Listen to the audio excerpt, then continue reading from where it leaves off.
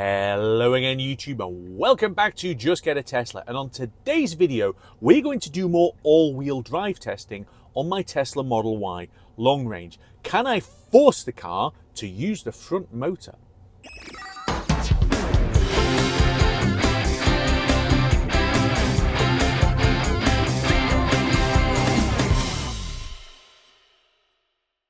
So I did a series of tests on previous videos where I was showing that my all-wheel drive car in practice is actually rear-wheel drive the majority of the time, because although there is a front motor on the car, most of the heavy lifting is done by the rear motor. It's only when it gets really slippery that the front motor kicks in. But what if you actually want that reassurance of all-wheel drive all the time? Is there any way to actually force the car to do it? And I'll be honest, when I shot the previous videos, I, despite having owned this car for over 2 years, didn't fully understand what all of the different drive modes meant. So I didn't get it right. So sat in your dynamics menu, you have got this intriguingly named off-road assist, which actually isn't really off-road assist at all. It says adjust traction control to optimize performance off-road. Some autopilot safety features such as automatic emergency braking and lane departure avoidance are not available when off-road assist is enabled. So it's turning some of the safety systems off, which is a bit odd really, but what it does do from a bit of testing is it will make the car use more all-wheel drive than it would do otherwise.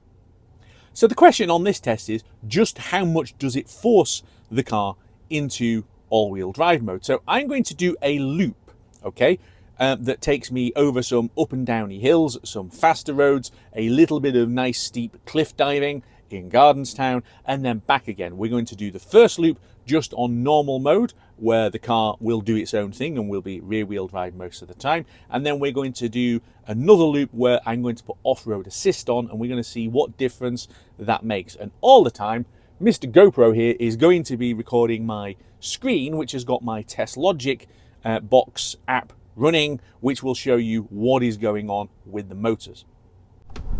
Okay, we are ready to go. I have reset this so it is on 0. I've reset the trip so it's on 0. We are going to see how this goes.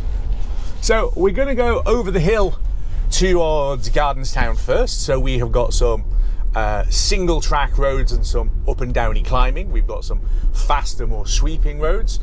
We have got some proper hill diving into Gardenstown and then back up again. So this should be an interesting test as to exactly how the motors work. And as you can see, the TestLogic app with the little magic box that's plumbed into the car shows you what is going on with the motor. So at the moment, we've only just set off, but 75% of the power consumed, now 77, is on the rear motor. The front literally kicked in very briefly as we got going, and then that was it. As we drive this route, I am going to try and force the car to make the front motor kick in a couple of times, basically by enthusiastic use of the throttle pedal. I can get the front motor to kick in when I need to accelerate or decelerate hard enough, it will kick the thing in. So we're going to do a bit of that just to get it going in a few places, but otherwise I am effectively just going to let the car do what it wants to do on this leg, and then once we've stopped and we start again, we'll put it onto off-road mode and we'll see what a difference that makes. So just to put a bit of context on this in terms of climate and so on, because that does have an impact on the way that the car drives. It is 7 degrees today. As you can see, it's pretty overcast. It has rained, I think, overnight, so the road is slightly damp here and there, but nothing dramatic.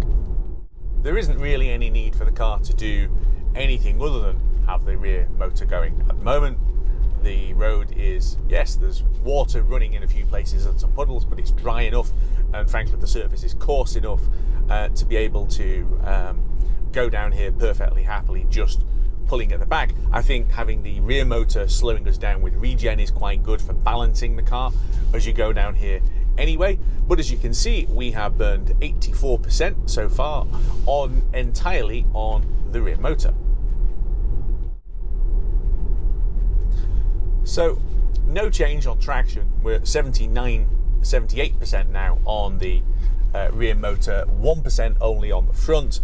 All the rest of the power is being burned with, well, it says 9% being used by others. Well, my headlights are on, great. And then 13% on climate control. The other interesting thing to note here is I have got the limited regen symbol showing on the screen, and I've got dashed grey bars. That tells me that because the battery is still relatively cold, and I have been driving already to try and warm it up a little bit, but because the battery is 9 degrees and it's 7 degrees outside, so it's effectively ambient temperature, that means it doesn't have basically enough ability to be able to give us full regen. Now that's okay, we don't need it, but it does show you that the battery is not giving its full performance at the moment. That won't make a difference, I think, in terms of which motor is being used, but it might explain a little bit about why we have got two relatively high bits of consumption going on here on things like climate control and others. So, turning off the side road onto the main road, as I'm sure you can see, there's a completely huge difference. Not. Anyway, this will open up in a little bit, but once again, we are dropping steeply downhill. We are going to take a consumption read at the bottom, because that will give us a benchmark of rear-wheel drive versus all-wheel drive and how much extra has been consumed. So we come sweeping down now towards the bottom, which is just up here, and the number is 277. So 277 watt hours per mile as we hit the bottom of the slope on effectively rear wheel drive only mode as we go up here. Now the front motor has kicked in because this is a pretty steep climb, and because I did put a bit of throttle in, the front motor did kick in and it's come back on again now, but it's not doing so for very long. So again, for people who are unfamiliar with the app, it lights up green when it is consuming power. If it is completely greyed out, as the front motor is at the moment, it isn't burning any power, and yellow means that it is sending power. So you have it at the moment where the battery is sending power to the rear motor, to climate control, and to headlights. If I lift off and regen, instead the motor is sending power into the battery, which is why the motor went yellow and the battery went green. That's the way that the app shows the energy use. So the front motor did kick in then to give us more regen, which is quite handy, and has stayed on as we go around the bends and then accelerate away up the hill. But we're still only at 2% of my total use being on the front motor. 2%. I've burned 7% of power in the 5 miles that I've done on headlights. So the front motor is effectively sat there doing nothing at the moment, just on normal drive mode. I did get a question asked on the last time I did this kind of video, and they said, does it make a difference if you have it on chill mode instead of the sport mode that I've got it on? And the short answer is no, not really. There isn't a difference that I can notice as I've been doing the testing. I suppose I could do 3 laps of this and do 1 in chill and 1 in sport and 1 in off-road, but I'm not going to bother. Interesting that the map has cut off here. We've actually got no cellular reception here on the eSIM card that the car uses. It is a little bit sporadic at times. There are quite a few places where it just loses connection and it goes, and this is one of those. I don't know what provider they actually use. I think it's one based in the Netherlands. That isn't the issue.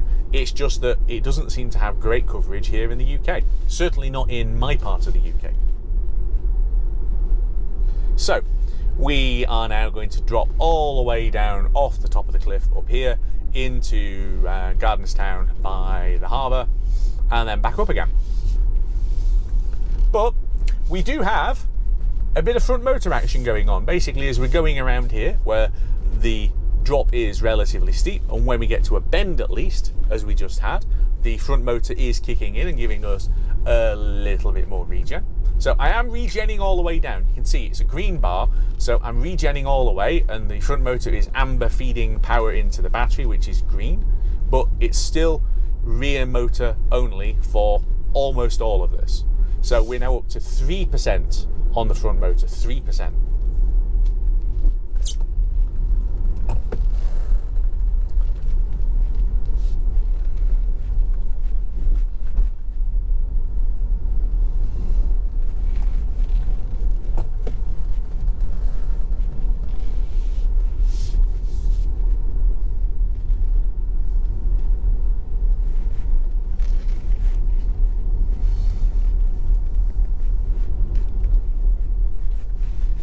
More front motor action, just giving us that little bit of extra regen as we go down here. I love this every time I come down here. This road is crazy. Well, this whole village.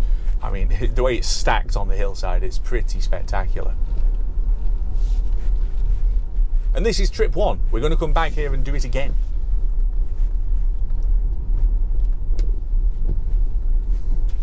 Satanic wipers kicking in for no particular reason that I can see.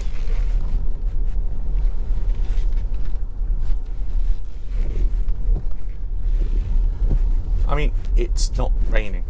So what we're going to do is we're going to go down here and turn around.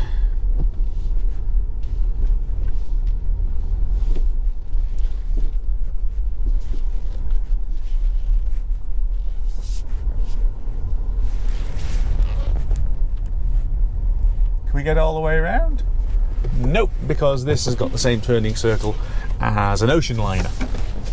Okay, so we're right at the bottom, and it's 272 watt hours per mile. So we were at 277 on the drop down the hill, and we're down at 272 right here at the bottom in Gardenstown. So it'll be interesting to see how that compares when we do the second run, when we are on off-road mode and hopefully with a bit more front motor kicked in. So up the hill, and immediately the front motor has kicked in, and immediately I need to stop because we have got a minibus or something coming down the hill.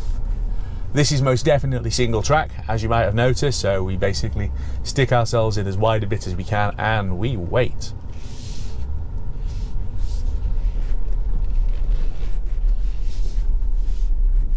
So both motors are now in use. Very, very briefly, front has gone again. It's really not wanting to bother with the front motor, regardless of what we do.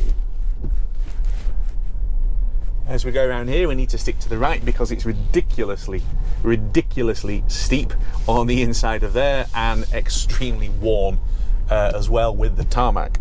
So up the hill we go. We have got, I mean, only a tiny little bit of front motor. It does keep kicking in and then going off again, but you're getting less than a kilowatt of power.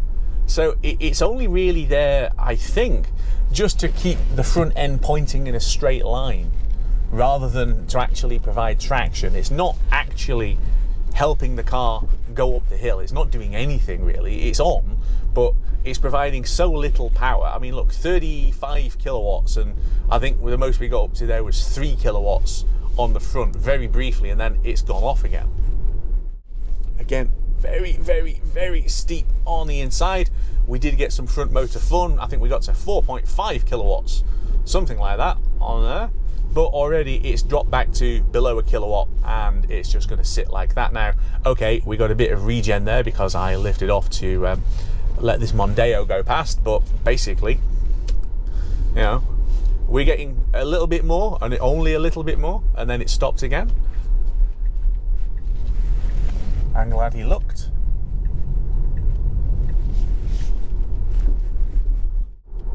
So as we come down to the junction now, lift off, and just for a second there the front motor was green and the rear motor was yellow, and what that tells you is the motors have split. So the front was still providing power even though the back was regenerating and we were going in a straight line. It wasn't doing it around a bend to keep us straight or anything. We just had this really odd phenomena where the front motor and the back motor are acting opposite to each other. And we had this on the first video, and various people put in thoughts as to why it might be doing that, but I honestly don't think we know. And I am curious. Let me know in the comments, what do you think? We're now on the main A98 for the next couple of miles before we loop back to the start. We are on 311 watt hours per mile, having done 14 miles, and we're on 83% in the rear motor, only 4% on the front motor. And I do think this test route is quite a reasonable one because it has got a mixture of everything. It has got fast A-road goodness with flowing bends. It has got some tight and twisty back roads. It has got some really steep hills, both uphill and downhill. It's a good test of the car to be able to show you what the motors are doing.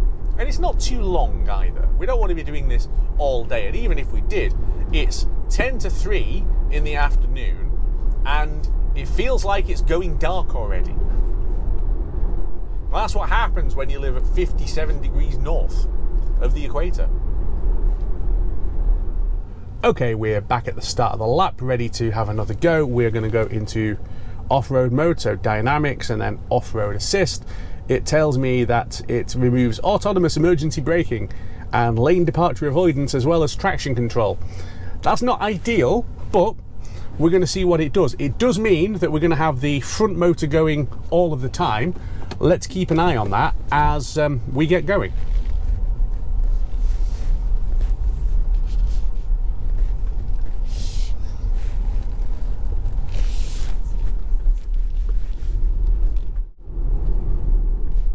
So we've been going for a mile now, and notes of interest already. The trip average in that mile is 778 watt hours per mile, which is a lot, but we have just set off. It's always high, and we're going uphill, which always burns power. From a energy use on the motor's perspective, front is 44%, rear is 48%. So there is a slight rear bias, but you can already see 48% is a lot more than the 1% or whatever it was when we were doing lap 1. So it's already making a difference, both in terms of energy consumption and in terms of the way that it's applying power. Don't forget, the front motor is both less efficient than the rear motor and has got less power. So you're unlikely to see them exactly the same because the front motor isn't as powerful as the rear motor and it's measuring energy use on kilowatts. So a bigger motor should burn more power, in theory.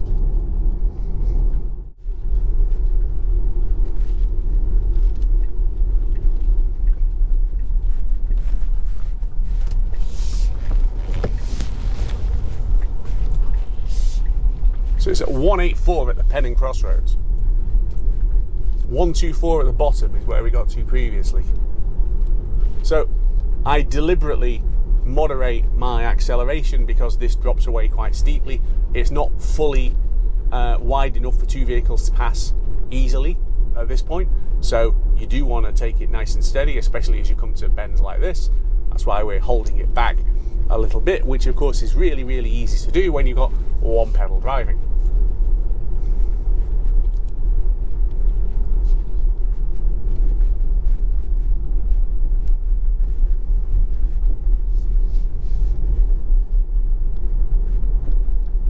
Okay, coming down to the bottom,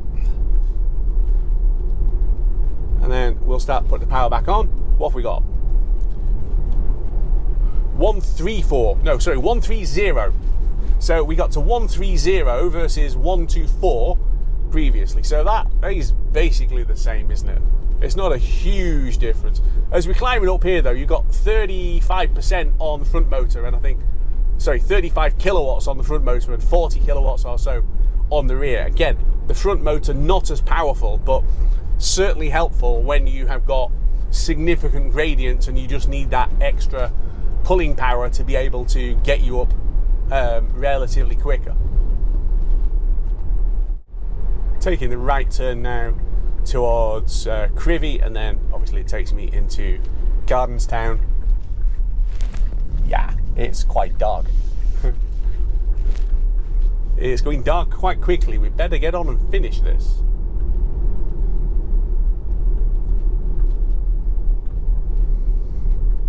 So 317 as we start our descent.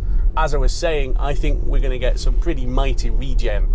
So I am sure that we burn more power when we're on faster roads as we just were then. And in a little while when we get back onto the A98 going even quicker. I am absolutely sure that we will burn more power. But as we are going downhill, and in a minute we start to drop pretty steeply, how much regen power do we get from this front motor that we wouldn't have had otherwise? And that is the question. If you hadn't guessed from just looking at the roads, this has been shot on a different day to lap 1. My GoPro decided to stop existing while we were filming lap 2, so I've had to come out and do it again. Because I had already edited all of the lap 1 section, I am not going to redo the entire thing. Conditions are relatively the same as they were yesterday. There's a touch more water on the road maybe, but I mean, considering the kind of speeds that we're doing, and it's only a 21-mile lap, I honestly don't think that's going to make a dramatic amount of difference. And if anything, all it means is that it's going to make the off-road mode even a harder test than it was going to be, because a little bit more standing water probably means a little bit more rolling resistance, which will increase energy consumption in theory. We're at 253 watt hours per mile after 8 miles and still dropping as the car is dropping. We were at 183 at the turnaround last time on lap 1, 183. Let's see where we get to this time.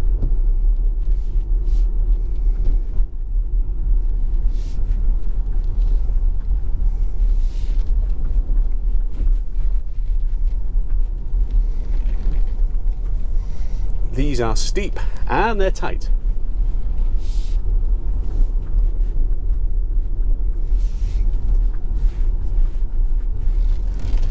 It's a fantastic little place there. Crazy, but fantastic.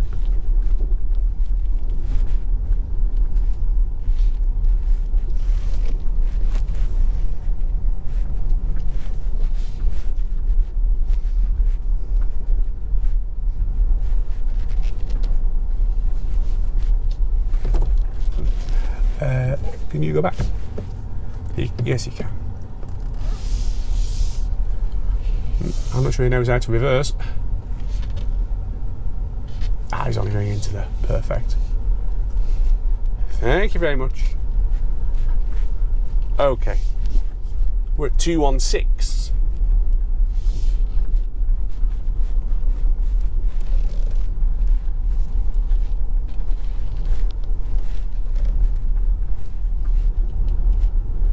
.208.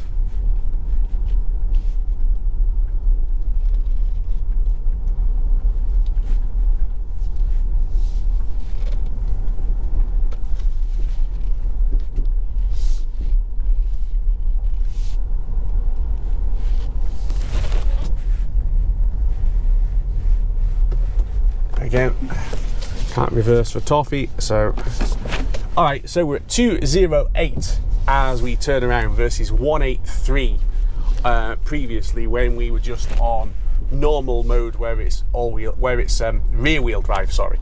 With all wheel drive we're at 208. So 208 versus 183, it's burning more. That's not really a surprise. You would expect it to burn more. What we're going to do though, because we've got all wheel drive, we're going to stick on the inside of these bends.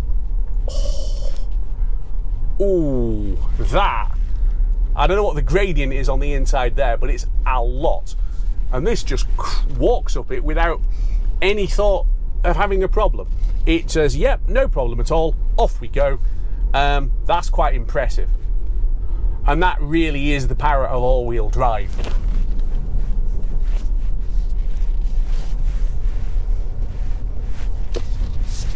There's another one a little bit further up. We're going to try that one as well.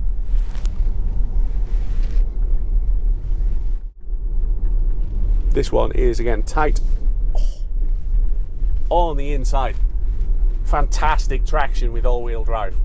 I would be a little wary of going around there normally where I've only got the rear motor propelling, just because you haven't got that sure-footedness.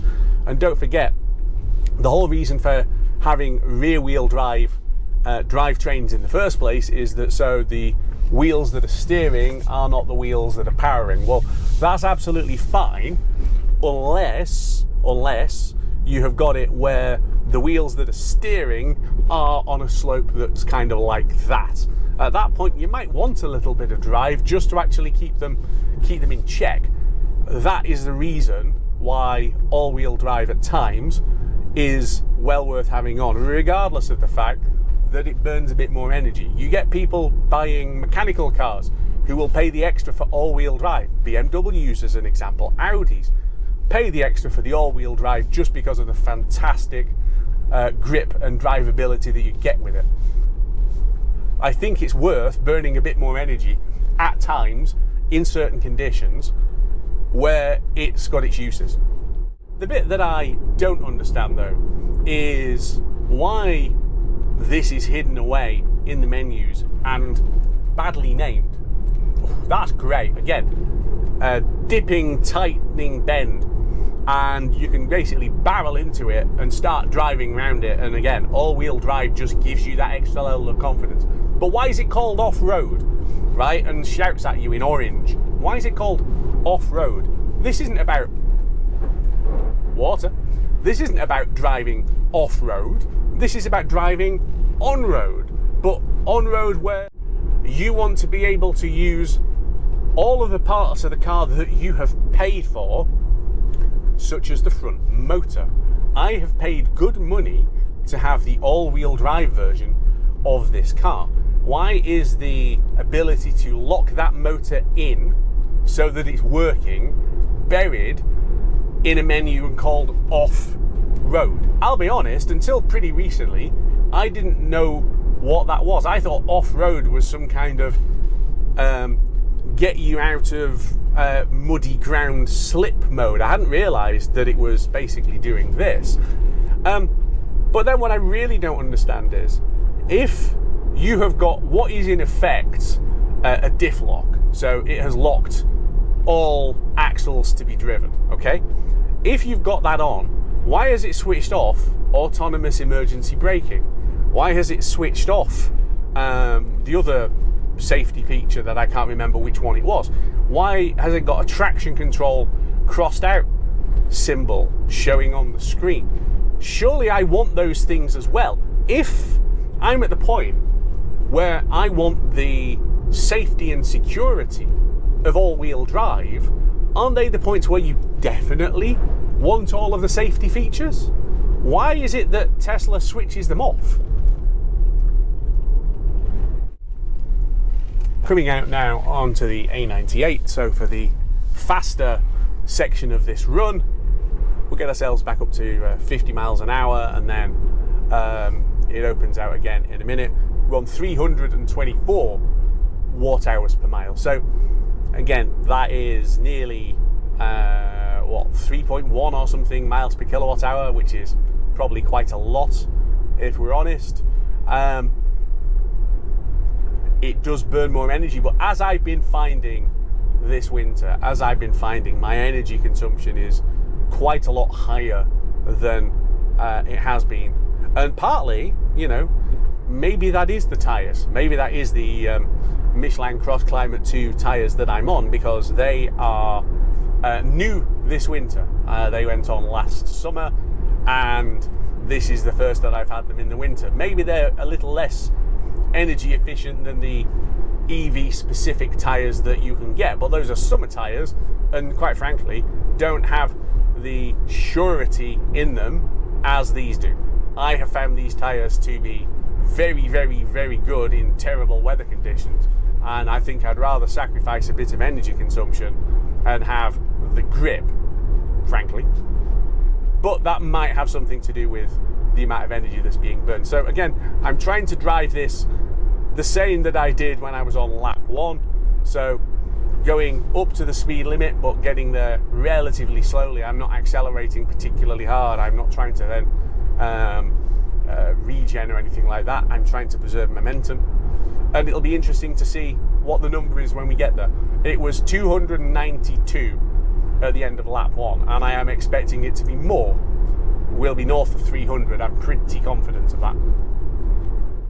On a road like this, I'd say you don't need all-wheel drive.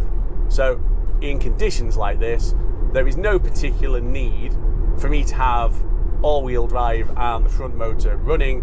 I don't think we're particularly needing to do very much. And actually looking at this, the car agrees, because the front motor then was on, well, even now, so it's on what, less than 2 kilowatts, and the rear is on 20. So there is a 10-to-1 rear bias at the moment. So although off-road mode does force the front motor to power, it doesn't force it to apply the same amount of traction all the time. So okay, that's actually a good thing. While you're going along on a road like this, where you don't need the front motor to be going, and now it's balanced again, because we have slowed down and because we're a little bit twisty, it's saying, okay, I will give you the extra traction on the front axle. But as soon as we get into a point where we're not frankly torquing the motors, so we're just on a cruise and we're kind of trundling along, that's the point where the front motor does less on this kind of road, because it doesn't need to do any more. So it's quite an intelligent, effectively electronic differential, right? Locking both of the motors so that they're on. It's intelligent. It's not dumb. It's not sticking them both the same all the time.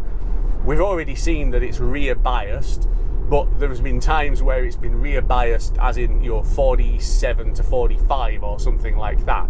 Now, we're getting it so that the amount of power that's going into the front gets dialed down quite a lot when it doesn't need it. Now, we've got a twisty section here, so if I press on a little bit, and I can't press on much because I've got traffic in front of me, but if I press on a little bit, again, they're both the same.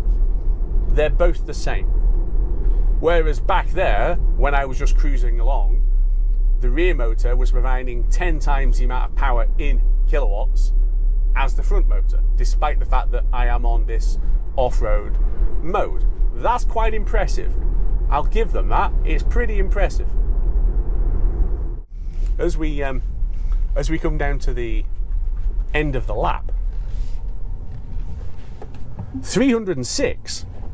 So 303 versus 292 before.